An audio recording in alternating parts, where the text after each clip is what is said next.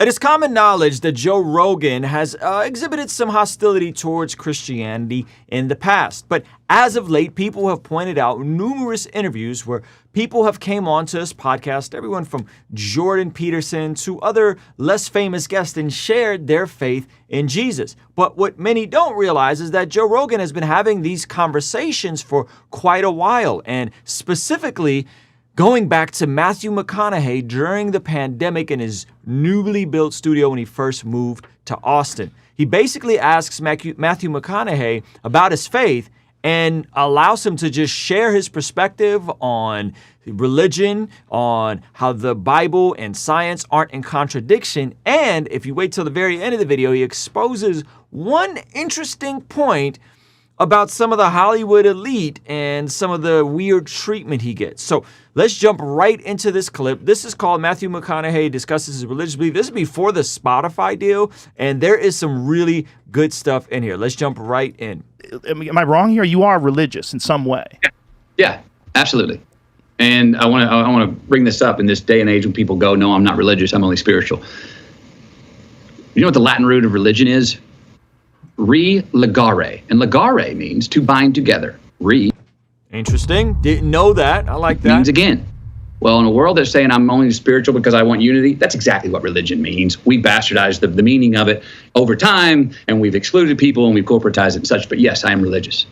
Very interesting. So Matthew McConaughey out the rip is not doing the default I'm spiritual but not religious card. He's leaning into it. Yes, I am religious. And if you actually look at the definition of what religion is in its root word, he went to the Latin. I would just point to James saying that true religion is to care for the widow and the orphan. So I like that he owns the fact that he is religious. Now they start getting into some very interesting murky territory. So let's keep watching. Science is the practical pursuit of God. Science is the practical pursuit of God. It's a very interesting point. If you guys are not a part of our online community, I would highly encourage you to go and check out my interview I just did with today. It's online right now in our Patreon community with Inspiring Philosophy. And we go deep on some philosophical concepts as well as some scientific concepts to drive home the point that science is not incompatible with faith. The two are not exclusive. They dance together. They go together. Mm-hmm. Belief and science, and I never saw those as contradictions. And that's part of the reason I attacked that role and became a part of that movie. I wanted to play a person that had that point of view of a believer in a world of science, not at the exclusion of science and not at the exclusion of belief. It's a confusing role for a lot of people if someone is a believer and also a proponent of science. Because they want to know, what are your literal beliefs? Like, are you taking the Bible at its literal word, or do you use it as some sort of a guidebook of the experiences of these people that lived thousands of years ago that have been translated from multiple different languages back to English? And it's interesting that when it comes to these concepts, skeptics tend to always attack the fundamentalist perspective of, do you take the Bible as hyper literal? Now, I would say, which aspects is Joe Rogan pointing to? Is he talking about the resurrection of Jesus? Then I would say, yes, anyone who's a Christian would have to take that aspect of it as hyper literal. It is literal. Then there are other aspects of the scriptures that are allegorical, that are metaphorical, that are poetic, parts that are descriptive, not prescriptive, meaning prescribing things. Parts that are written for us, but not written to us. So there's so many layers with even how to define this question of, what do you mean by literal and which parts are you talking about? And is there wisdom in those translations? Is there wisdom in those original thoughts, these thousands of years of people contemplating and mulling on these things? And that there is so many have used these as a scaffolding for morals and ethics and for societies. He's just like, yep.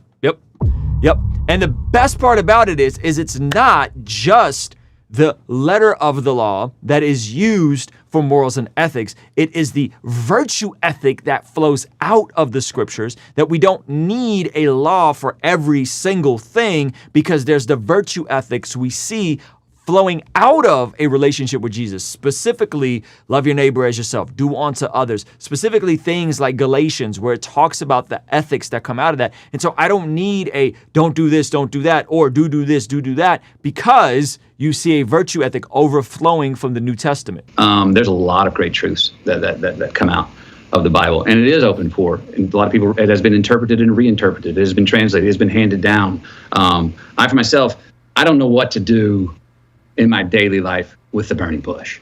So now he gets vulnerable about something, and he says, I don't know what to do with the burning bush. And Rogan kind of presses him on this. And this is fascinating because I don't know where he actually lands on some of this stuff, okay? I don't know what to do with that. I do know what to do with love your neighbor like yourself. I do know what to do with Matthew 6:22. If thy eye be single, thy whole body will be full of light. I do know what to do with some Proverbs that I can take into daily practice and go, oh, I felt my life. I felt improvement. I felt success in my relationships, in my relationship with the day, with my career, by following that. The virtue ethic preached in the scripture, the principle presented in Proverbs, work, especially in our modern day context, okay? So that's the beautiful part about what he's saying. Now, the question that Rogan is going to press on here is interesting. By treating others how I wanted to be treated, the golden rule. So I take the practical stuff myself. And try to utilize it and pick out what can work for me. When you say you don't know what to do with the burning bush, like what do you mean by that? I don't know what to do on a daily basis with the teaching of, and then he showed up as a burning bush, or the magic tricks, and I don't know what to do with. And Jesus healed everyone and he couldn't walk, and now he touched me and he can walk. I don't know what to do with that. I don't know how to take that into my life and go, oh, there's something useful and practical and healthy for you, Matthew, that you can practice there. So the magic. That leans in towards, what we would call now more fantasy. I don't know what to do with that. There's philosophies, there's proverbs, and there's teachings that I think are very valid and very helpful that we could all be reminded of that are in the Bible that I do find quite useful. So it's interesting. It's not that it doesn't seem, I'm just going to give a good faith argument and extend charity to Matthew McConaughey. It doesn't sound like he's saying, I don't believe those things happen. It sounds like he's saying, I don't know the application of said things happening for my personal life. That's kind of what I'm hearing. You guys can disagree if you want to, leave me a comment. But what I'm also gathering is that he doesn't know, quote unquote, what to do with it. And I would say what to do with it is that God is provident, Jesus is on the throne, and that the magic, or as he labels it, the magic, is still alive and active in the divine hand of God on this world right now, the supernatural. It's still active today. It's open to interpretation, but also open to manipulation. And that's where people have a real problem with it, when it's used to separate people, to exclude people, to marginalize people, to judge people. But it's hard for people that understand that those aspects and that those things happen to actually parse out that there's good about it too. And that there's a lot of really valuable lessons in these books. Anything good can be distorted and twisted and used to divide people. And I think Rogan would acknowledge that point, that you could have good things that get distorted all the time. It's not saying there wasn't a problem first. It's not saying that there's parts of the Bible that people have bastardized and used in the wrong way. But you don't throw the whole book out and say, well, it's all bad then. It's all used, because it's false. Now, listen to this. This is by far the most shocking part of this interview, and then I'm going to give you guys my assessment in just a second of the whole thing. But listen to this. Listen to this question, and listen to Matthew's response. Countered difficulty expressing this in Hollywood. Hollywood is predominantly left wing and very secular, or Jewish in some circles. But I don't know why you said or Jewish. It's not like a place where Christian fundamental values are espoused openly. He said Christian fundamental values. Is he saying that Matthew McConaughey is a fundamentalist Christian? I don't think that's what he's saying, but it kind of sounds like it. And no, Matthew McConaughey is not a fundamentalist Christian.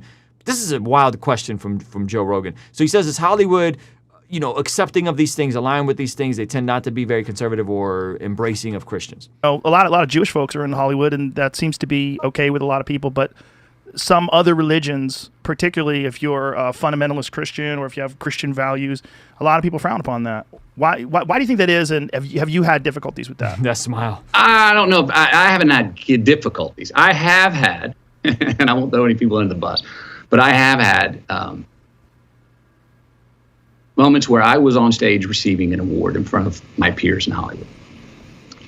And there were people in the crowd that I have prayed with before dinners many times.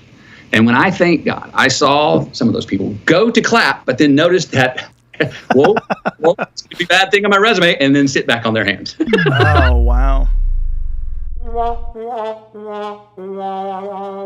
One, I find it interesting that Matthew McConaughey, who I did not know has ever identified as a Christian, a follower of Jesus, or anything like that, is on the Joe Rogan podcast years ago. This is over 2 years ago now, sharing his views on the Bible. Now, how much of it he places his faith in Jesus, believes in a bodily resurrection, colors within the lines of essential orthodoxy, I don't know. So this is not an endorsement of, look at Matthew McConaughey, the poster boy for Christianity. That's not what the point of this video.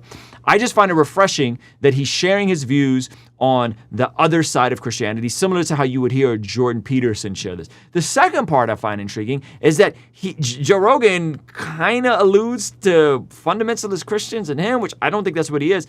The third thing is that he says there's people in Hollywood who he has prayed with, people in Hollywood who he does have relationships with, that he knows are people of faith. And when he gets up, takes an award, and does an acceptance speech and thanks God, they're hesitant to clap. That is crazy to me. And I did not expect that conversation to turn there. So, I don't know what to make of all of this. I don't know where Matthew is with Jesus, but I found this very refreshing. And I hope Rogan continues pressing into these conversations with regards to people of faith. And if you want to hear about the time where Joe Rogan recently had someone come on and share Jesus with them for about 30 minutes straight, you can check this video out over here. If you want to partner with us monthly to help us continue contextualizing the gospel through media, consider partnering with us over here for only $5 a month. I'll see you over there. Peace.